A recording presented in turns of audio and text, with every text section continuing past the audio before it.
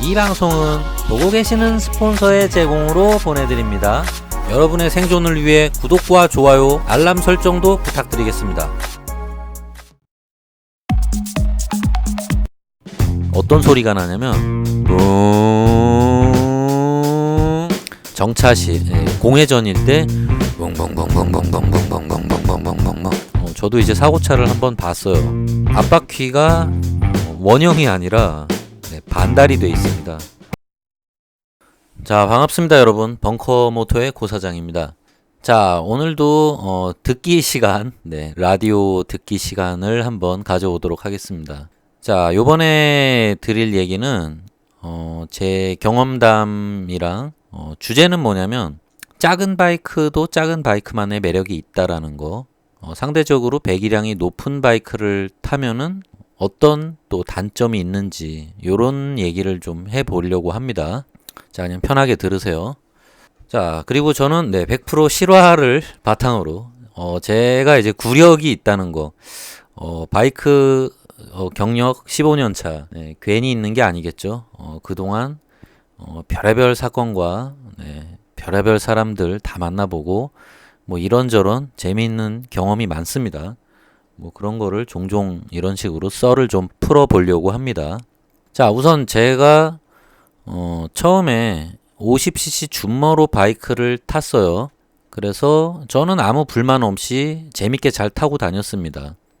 왜냐면 저는 일단 팬시 바이크 계열, 귀엽고 예쁜 바이크를 좋아했기 때문에 물론 서태지가 이제 준머를 타고 등장해서 이슈가 됐던 게 좀 결정적이었고요. 그리고 그 당시에 비노라는 바이크가 50cc 스쿠터죠. 그리고 뭐 또 뭐가 있었지? 50cc? 그때 유행했던 뭐 줄리오 뭐 요런 일본 50cc 스쿠터들이 준머 포함해서 당시에 거의 뭐 팬시 액세서리 격으로 인기를 많이 끌던 시절에 저도 이제 바이크에 입문을 했습니다. 그래서 정말 재밌게 잘 타고 다녔어요. 근데 주변에서 이제 커뮤니티 활동을 하고 바이크 타는 지인들을 하나 둘 만나기 시작하다 보니까 주변에 이제 바이크를 타는 친구들이 늘어났는데 대부분 큰 거를 타는 친구들이었어요. 그래서 같이 이제 라이딩을 하면서 지내다 보니까 큰 거를 타는 큰 거라고 하면 이제 400cc급 미들급을 얘기 드리겠습니다. 그 친구들의 또 히스토리를 한번 얘기 드려 볼게요. 결론적으로 공통점이 하나 있는데 초반에 바이크를 큰 걸로 입문하신 분들의 특징이 상대적으로 배기량이 높은 바이크로 입문하신 분들의 공통점이 있었는데 성질이 좀 급한 편이었고, 그리고 바이크 라이프가 엄청 짧습니다. 길게 타질 않아요. 평균적으로 제가 볼 때는 희한하게 제 주변에서 50cc부터 출발했다가 고배기량으로 올라갔다가 이제 오버리터까지 올라간 분들도 있어요. 참고적으로 그분들은 저랑 같이 아직도 바이크를 타십니다. 그리고 큰 사고가 난 적이 한 번도 없고요.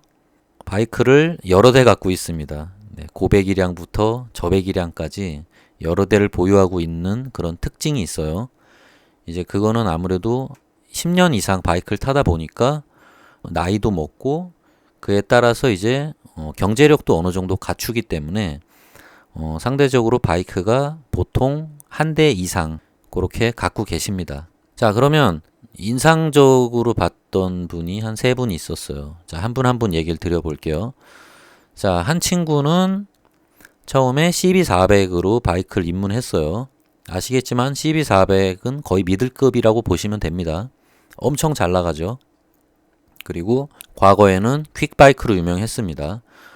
지금은 엔트리급 스쿠터가 퀵 서비스 쪽에서 이제 대세를 이루고 있지만 과거 2000년도 초반이랑 90년대에는 CB400이 가장 많았습니다. 자, 그 이유는 뭐냐면 CB400이 워낙 바이크가 좋아요. 내구성 좋고 잘 나가고 배기음이 좋습니다. 뭐 아시는 분들은 아시겠지만 CB400이 본격적으로 4기통 배기음의 뭐 지존 이라고 볼 수 있는 배기음을 가지고 있는 바이크예요. 그것도 튜닝 머플러 끼지 않아도 순정 자체가 소리가 좋습니다. 어떤 소리가 나냐면 뿡 정차 시 공회전일 때 뿡뿡뿡뿡뿡뿡뿡뿡뿡뿡뿡뿡 네, 요런 특유의 고동감이 있어요. 그냥 하는 게 아니라 신기하게도 600RR 600cc 레플리카들은 보통 배기음이 이런 식으로 계속 고정이거든요. 근데 신기하게 CBR 400RR이랑 CB 400들은 소리가 벙벙벙벙벙벙벙벙벙벙벙벙벙 이런 식으로 약간의 고동감 변칙이 있어요. 그게 좀 매력입니다. 자, 어쨌든 CB 400을 타던 지인분이 있었어요. 근데 이분이 상당히 과격하게 몰아요. 그리고 사고가 엄청 자주 났습니다. 근데 운이 좋은 건지 이분은 이상하게 죽진 않아요. 그냥 천운을 타고 난 사나이라고 제가 그냥 그런 식으로 놀렸는데 거참 신기할 정도로 큰 사고가 나는데 안 죽어요. 그 뭐 대단한 친구인 것 같아요. 아무튼 같이 라이딩을 하면은 엄청 좀 저돌적으로 몰고 다니는 습관이 있었습니다. 그래서 코너만 나타나면 이상하게 들이밀어요. 물론 라이딩 테크닉을 따로 배우거나 하지 않고 정말 그냥 깡다구로 악으로 깡으로 배운 분이에요. 뭐 어디 라이딩 스쿨 같은 데를 가지도 않고 책도 보지 않습니다. 동영상 강좌 같은 것도 전혀 보지 않아요. 그냥 본능적으로 라이딩을 갖다 하시는 분이었는데 생각보다 코너에서 잘 눕고 막 파고 들어가요. 그러니까 이분이 라이딩하는 스타일은 뭐였냐면 코너 입구에서부터 바이크를 일단 눕히면서 악셀을 지지면서 트랙션을 올려서 이제 코너를 탈출하는 방식으로 타던 분이에요. 그러다 보니까 코너에서 속도가 무조건 빨라져요. 그러다가 사고가 이제 결국엔 났어요. 뭐 당연하죠. 코너에서 가속하는 방식으로만 코너를 돌다 보니까 느리고 안정적으로 재밌게 코너 도는 법을 모르시고 가속하는 걸로만 코너를 돌다 보니까 코너가 이제 갑자기 깊어지는 걸 만나면은 거의 그런 분들이 이제 10중 8구 사고가 납니다. 뭐 그 이유는 나중에 자세히 알려드리겠지만 트레일 브레이킹을 쓰실 줄 몰라서 그래요. 무릎을 긁는 법은 아는데 트레일 브레이킹 방식을 쓸 줄 몰라서 좀 어느 정도 한계가 있습니다. 자, 그래서 이분이 CB400을 타다가 갑자기 600RR를 한번 타보시더니 자기는 놀랬다고. 이거는 뭐 그냥 누우면은 막 돌아간대요. 난 이렇게 잘 눕고 잘 나가는 바이크는 처음 봤다고. 당장 바꿔야겠다고 하더니 갑자기 600RR를 지르셨어요. 그러더니 본격적으로 이제 코너를 막 타기 시작합니다. 유명산 막 가고 너무 재밌다고 막 그러면서 근데 같이 이제 제가 투어 다니면서 당연히 불안했죠. 네, 상당히 불안했습니다. 그러다가 이분이 한 2달? 한 달 정도 탔던 것 같아요. 600RR를 갖다 중고로 질러가지고 역시 예상했던 대로 코너에서 슬립하면서 대차게 박아가지고 바이크를 상태를 봤는데 이제 고속 코너로 달리다가 미끄러지면서 인도 턱에 바이크가 찍혔죠. 네, 인도 턱에 그대로 꼬라 박으면서 바이크가 심하게 부서졌습니다.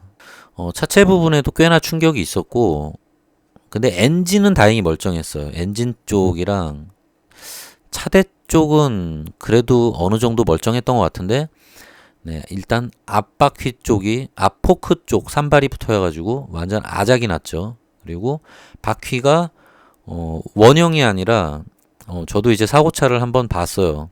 끌고 와가지고 사고차를 봤는데 앞바퀴가 원형이 아니라 반달이 돼 있습니다. 이 보름달이 돼야 되는데 반달이 돼 있더라고요. 깜짝 놀랐어요. 그거 보고. 그래가지고 주변 지인분들이 아니 이렇게 사고가 크게 나는데 어떻게 몸은 멀쩡하냐고.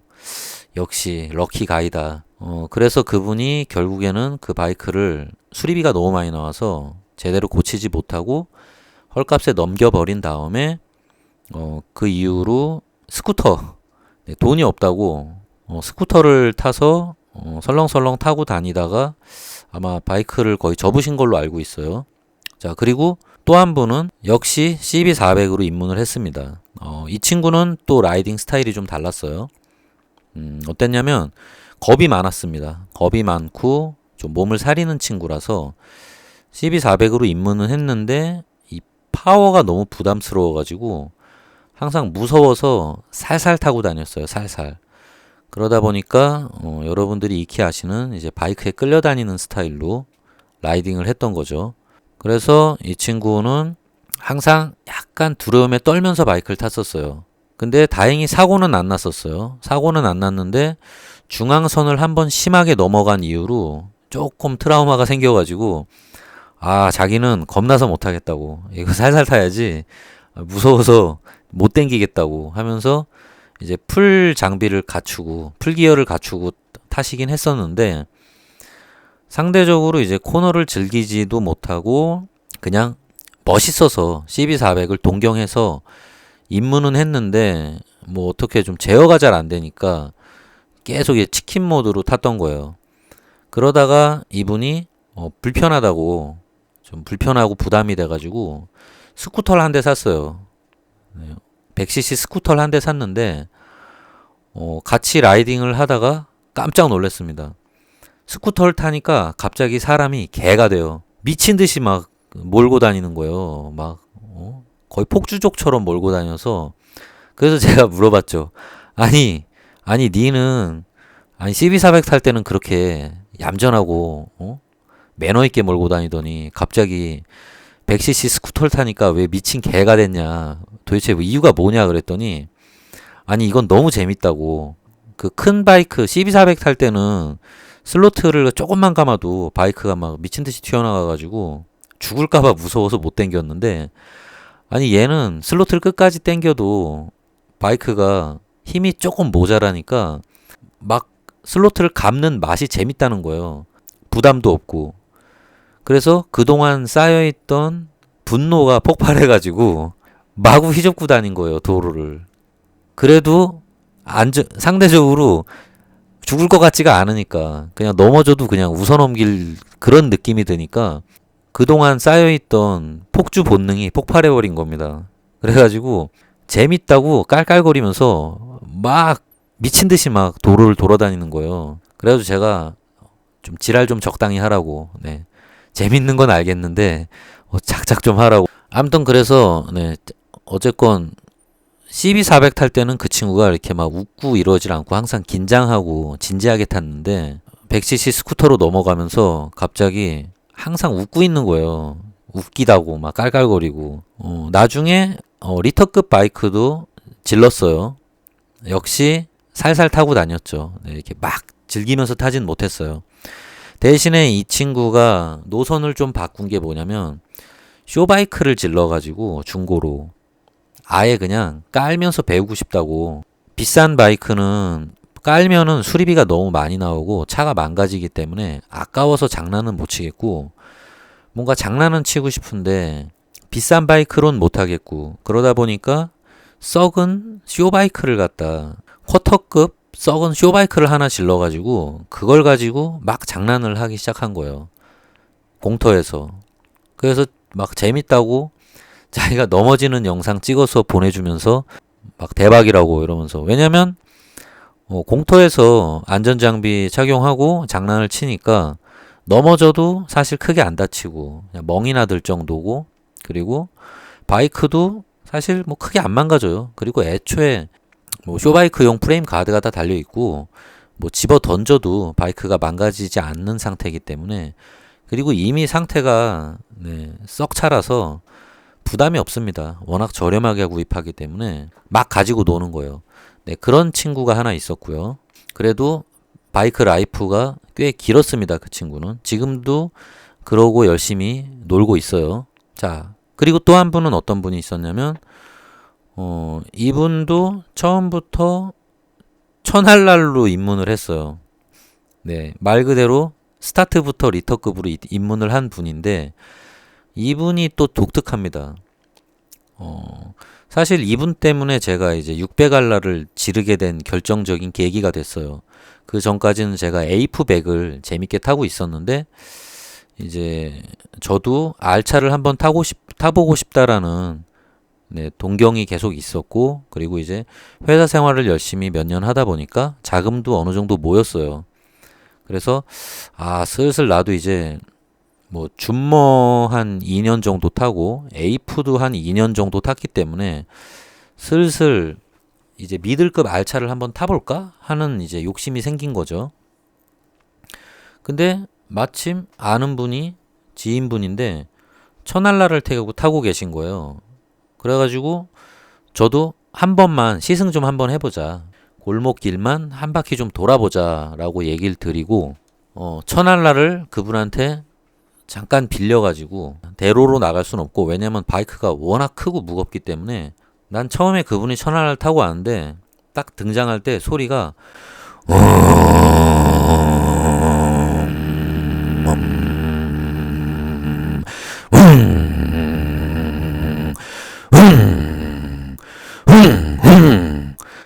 막 이러고 있는 거예요. 그래가지고 부담스러워가지고, 아니 이거 무슨 뭐야, 이거 무슨 무슨 전투 머신이 왔나? 이거 무슨 트럭이야 뭐야, 이거 막 무서운 거예요. 막 무슨, 난 처음에 무슨 대형 농기구가 온 줄 알았어. 고동감이, 배기음이 너무 크니까. 그분이 또 투브라더스 머플러를 끼고 있었는데 그 소리 엄청 크거든요. 아니 배기음이 너무 커가지고 동네가 다 울려요, 동네가. 그래가지고 옆에 있으면은 가슴 뱃속이 울립니다. 공명 현상이 일어나가지고 뱃속에 막 둥둥둥둥 막 이게 울려요, 막. 그래가지고 막 좀 사람을 흥분시키는 그런 게 있어요. 그래서 그걸 타고 무서워가지고 깔면 큰일 나니까. 그리고 무서워서 1단에서 거의 이제 슬로틀 감지 않고 그냥 빌빌빌빌빌빌 동네만 한 바퀴 돌았어요. 그리고 슬로틀을 아주 살짝 감아봤는데 순간 울컥 해가지고 이거는 지금 내가 당길 물건이 아니다라는 생각이 본능적으로 들어서 그냥 땡기는 건 포기하고 그냥 조용히 돌돌돌돌돌돌 굴러가면서 1단에서 그냥 동네 슈퍼 끼고 한 바퀴 돌고서 다시 그분한테 반납했어요. 그리고 한번 도전해 봐야겠다라는 생각이 들더라고요. 당연히 리터급은 비싸서 안 되고, 그리고 저도 부담스럽고, 그리고 저는 이제 원래 성격이 스텝 바이 스텝으로 차근차근 올라가면서 그 차이를 즐기는 걸 좋아하는 사람이라, 원래는 CBR 400알라를 지르려 그러다가 주변에서 말려가지고 600알랄로 지르게 됐습니다. 어쨌건 그분한테 이야기를 이제 들었었는데 그냥 600알랄 사지 왜 1000알랄로 질렀냐라고 제가 물어봤었어요. 그랬더니 그분이 하는 얘기가 참고로 요분도 좀 성격이 급하고 좀 저돌적인 성격을 가지신 분이에요. 그리고 막 격한 운동 엄청 좋아하는 분입니다. 자, 그래서 이분이 얘기가 자기가 처음에 바이크를 사려고 일단 처음에 CBR 600알랄 중고 매물을 한번 조용히 해! 자, 그래서 이분이 600알랄 중고를 딱 보러 가서 시승을 한번 해봤대요. 그랬더니 이거 무슨 장난감 같고, 솔직히 허세 쩔죠. 장난감은 개뿔 장난감 그게 무슨 장난감이야. 어쨌건 너무 작고 장난감 같아가지고 마음에 안 들었다는 거예요. 그래가지고 바로 일단 면허를 따고 이분이 1000알라를 먼저 타본 거예요. 근데 이분도 되게 독특하고 성격이 급한 게 뭐냐면, 일단 면허를 바로 따자마자 바로 달려가가지고 그날 오토바이 렌트 업체를 가가지고 CBR 1000알라를 바로 렌트합니다. 그래가지고 바로 그날 유명산을 달려가서, 참 이분도 대단해. 바로 코너를 돌아버린 거예요. 바로 코너를 쏘다가 바로 깔았습니다.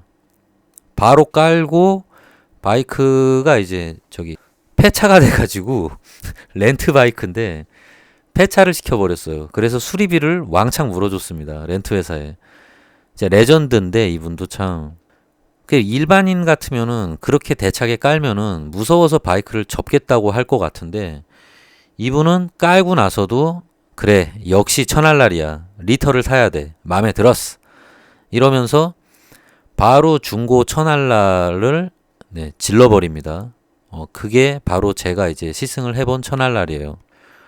그러고 나서 제가 이제 600알라를 지르니까 이분이 너무 반가운 거예요. 자기 주변에 미들급이나 리터급 알차를 타는 지인이 별로 없는데 가까이 있는 제가 600알라를 지르니까 너무 반갑고 즐거운 거지. 그래가지고 저한테 맨날 연락을 하는 거예요, 이분이. 빨리 코너 타러 가자고, 무릎 꿇으러 가자고. 너무 신났어. 그래가지고 한번 이분이랑 타봤는데 너무 쏘는 거예요. 막 오바, 나 그런 오바는 또 처음 봤어. 저는 아직도 이제 익숙하지가 않아서 600알라를 수족처럼 이제 막 부리고 이러질 못하는 상황이기 때문에 차근차근 이제 배워나가고 있는 중이었어요. 근데 이분은 막 한마디로 조지고 다니는 스타일이에요. 그래서 제가 같이 타다가 도저히 스타일이 안 맞아서 좀 부담스럽더라고요. 그리고 또 이제 제가 페이스를 못 맞춰주니까 좀 미안한 것도 있고, 그래서 결국에는 그분하고는 자연스럽게 같이 라이딩을 좀 안 하게 됐습니다. 그래서 이분이 어떻게 되느냐. 천알라를 타고 약 한 3, 4개월 정도 타다가 자기가 이제 아는 분한테 무릎 꿇는 걸 배웠다는 거예요.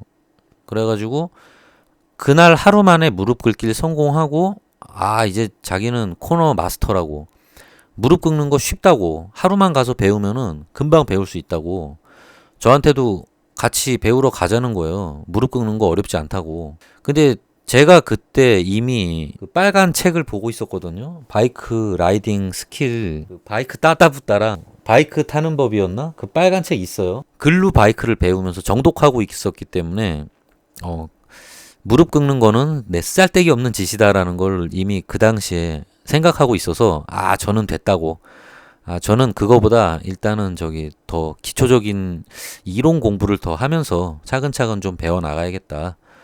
무릎 꿇는 거는 당장 중요한 게 아닌 것 같다라고 해서 일단 저는 패스했습니다. 그래서 이제 그분도 저랑은 잘 안 타고 다니고 혼자 이제 미친 듯이 주말마다 롤링을 하는 거예요. 유명산 어디 도마치제 이런 데 막 열심히 다니면서 막 이제 무릎을 긁기 시작한 거예요. 그러다가 무릎 꿇기를 배우고 나서 약 한 달도 안 돼서 그분이 또 대형 사고가 납니다. 그래서 바이크가 완전 대파가 됐어요. 근데 이분도 참 운이 좋은 케이스인 게 몸이 멀쩡해요. 몸은 하나도 안 다쳤습니다. 그러니까 운이 좋았던 거죠. 바이크는 가드레일 쪽에 꼬라 박아가지고 완전 대파가 돼서 이제 아예 전손 처리를 해버렸고요. 그리고 이분이 저한테 그런 얘기를 하시더라고요. 요거 또 공감하시는 분들 많을 텐데 요런 분들 특징이 있습니다. 자기가 오토바이를 타봤는데 위험해서 안 되겠다고. 이 오토바이는 이거 사람 잡는 물건이라 위험해서 안 됩니다. 이거 오토바이 저는 접습니다. 하더니 바로 자동차로 옮겨 가셨어요. 그렇게 해서 짧고 굵은 채 1년이 안 된 약 그분의 바이크 라이프 기간이 제 기억으로는 약 3개월인가? 그 정도로 천알날로 입문해서 짧고 굵게 죽지 않은 게 다행이라고 생각합니다. 저는 솔직히. 그렇게 짧은 바이크 라이프를 마치고 이제 자기는 자동차를 타야겠다고 자동차로 넘어갔습니다. 다른 바이크는 아예 타보질 못했어요. 자, 오케이. 여기까지 요런 사례들을 몇 개 들어보셨습니다. 자, 그러면은 이분들의 공통점이 뭔지 아시겠죠?